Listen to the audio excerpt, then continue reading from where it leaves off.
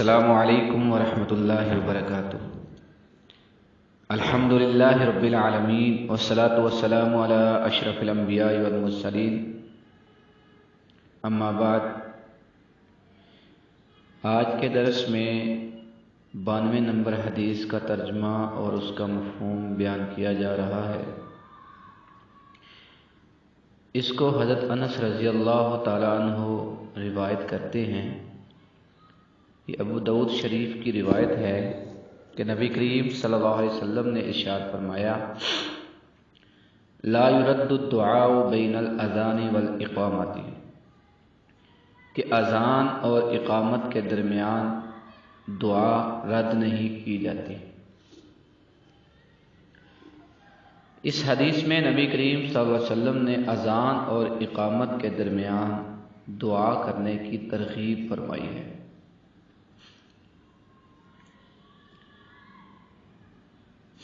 اور یہ یاد رکھیں کہ شریعت میں دعا مانگنے کے لیے کسی وقت کے بارے میں کوئی ممانعت وارد نہیں ہوئی، البتہ بیت الخلاء میں یا برہنہ حالت میں اللہ کا ذکر زبان سے کرنا منع ہے۔ لہذا ان مواقع کے علاوہ 24 گھنٹوں میں سے صبح و شام میں کسی وقت بھی دعا مانگی جا سکتی ہے۔ ہاں، بعض اوقات کے بارے میں احادیث میں وارد ہوا ہے کہ ان اوقات میں دعا جو ہے زیادہ قبول ہوتی ہے۔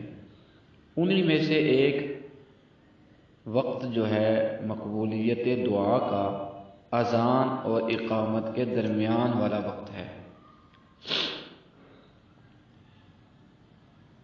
کہ نبی کریم صلی اللہ علیہ وسلم فرما رہے ہیں کہ اذان اور اقامت کے درمیان جو کی گئی دعا ہے وہ رد نہیں جاتی۔ اس حدیث سے کچھ چیزیں معلوم ہوتی ہیں۔ ایک تو یہ کہ اذان اور اقامت کے درمیان والا وقت جو ہے وہ دعا کے لحاظ سے مقبولیت کا وقت ہے، اور دوسرا یہ کہ نبی کریم صلی اللہ علیہ وسلم جو ہے اذان اور اقامت کے درمیان دعا کرنے کی ترغیب دے رہے ہیں، اس لیے یہ مستحب عمل ہے کہ دعا اور اذان کے درمیان اذان اور اقامت کے درمیان دعا کی جائے۔ یہ اس کی کیا حکمت ہے؟ اس کی حکمت تو یہ بھی ہے، علماء نے بیان کی،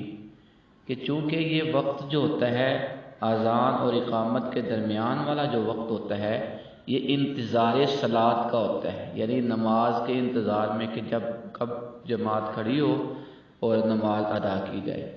تو یہ انتظار کا وقت ہوتا ہے۔ اور حدیث کی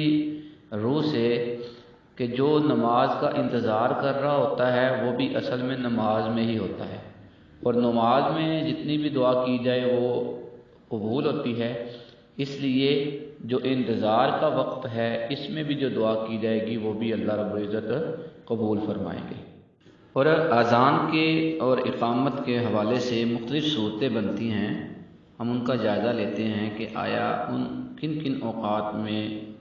دعا کی جا سکتی ہے۔ ایک تو ہے کہ دوران اذان دعا کرنا، یعنی جب اذان ہو رہی ہے اس وقت دعا کرنا، تو اس وقت دعا جو حدیث سے ثابت ہے وہ یہی ہے کہ اذان کا جواب دیا جائے۔ اور دوسری صورت یہ ہے کہ دوران اقامت دعا کی جائے، یعنی اقامت جب ہو رہی ہو اس وقت دعا کی جائے، تو اس کے لیے دعا بھی یہی ہے کہ اقامت جو کہی جا رہی ہے پیچھے اس کا جواب دیا جائے۔ ایک صورت یہ بنتی ہے کہ اذان سے پہلے دعا، کہ جب اذان دینے کے لیے کوئی کھڑا ہوا اس سے پہلے کوئی دعا پڑھنا، تو یہ یاد رکھیں یہ احادیث سے اور سنت نبویہ سے ثابت نہیں ہے۔ اور اسی طرح جب اقامت کے لیے کھڑا ہوا، اقامت دینے سے پہلے، اقامت کہنے سے پہلے جو ہے کوئی دعا کی جائے، تو یہ بھی ثابت نہیں ہے۔ اور ایک صورت بچتی ہے کہ اذان اور اقامت کے درمیان والا جو وقت ہے اس میں دعا کرنا، تو وہ احادیث سے ثابت ہے بلکہ ہمارے آج کے درس میں نبی کریم صلی اللہ علیہ وسلم جو ہے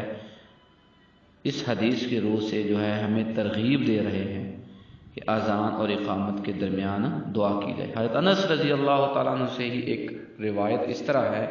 کہ ان الدعاء لا يرد بین الاذان والاقامت فادعوا، ترمذی شریف میں یہ روایت ہے کہ اذان اور اقامت کے درمیان دعا رد نہیں ہوتی،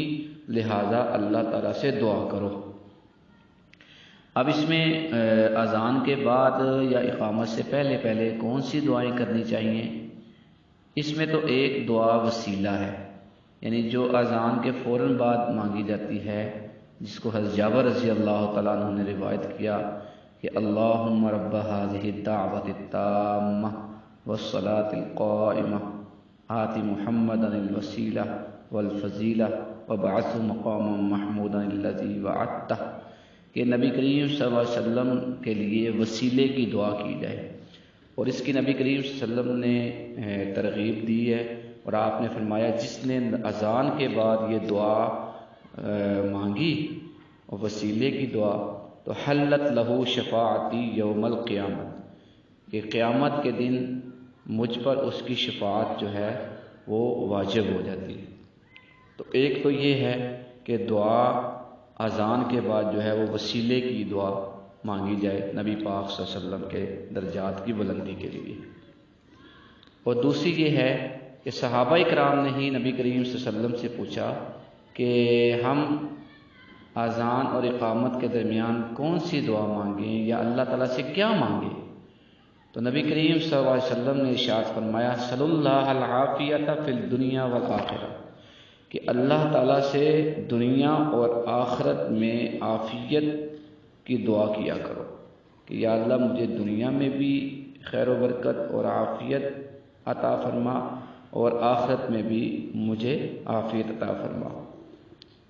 اور ایک حدیث کا مفہوم ہے کہ اللہ تعالیٰ کے نزدیک عافیت مانگنے سے بہتر کوئی دعا نہیں، یعنی یہ دعا مانگا کریں اللہم انی اسألک العفو والعافیت والمعافات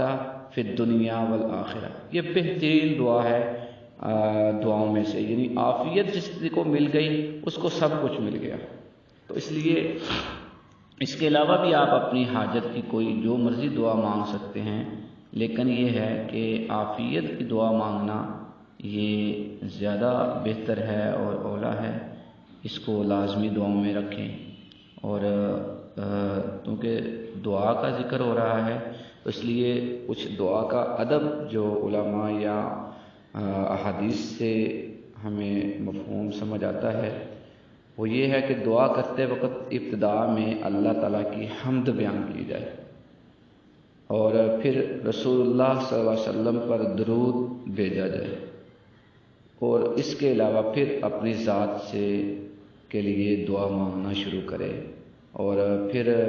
دوسروں کے لیے بھی دعا مانگے۔ کہ یہ دعا کے کچھ آداب ہیں کہ جس میں اللہ رب العزت کی حمد و ثنا اور نبی کریم صلی اللہ علیہ وسلم پر درود بھیجا گیا ہو، وہ دعا بھی زیادہ قبول ہوتی ہے۔ تو اللہ تعالیٰ سے دعا ہے کہ اللہ تعالیٰ ہمیں ان اوقات کو قیمتی بنانے کی توفیق عطا فرمائے۔ والسلام علیکم ورحمۃ اللہ وبرکاتہ۔ اس میں میں ایک بات کا اضافہ کروں گا کہ جو دعا میں ہم کوشش کریں کہ جو عربی متن کی دعائیں ہیں جو اللہ رب العزت نے ہمیں خود قرآن پاک میں سکھلائی یا صحیح احادیث سے ہمیں نبی کریم صلی اللہ علیہ وسلم کی طرف سے جو ملی ہیں، ان دعاؤں کا ہی اہتمام کرنا چاہیے۔ تو کوشش کریں کہ وہ عربی کی دعائیں یا ان کا اردو مفہوم جو ہے اس حوالے سے جو قرآن پاک میں یا احادیث سے ثابت ہیں ان دعاؤں کا اہتمام کیا جائے۔ اللہ تعالیٰ عمل کی توفیق عطا فرمائے۔ والسلام علیکم ورحمۃ اللہ وبرکاتہ۔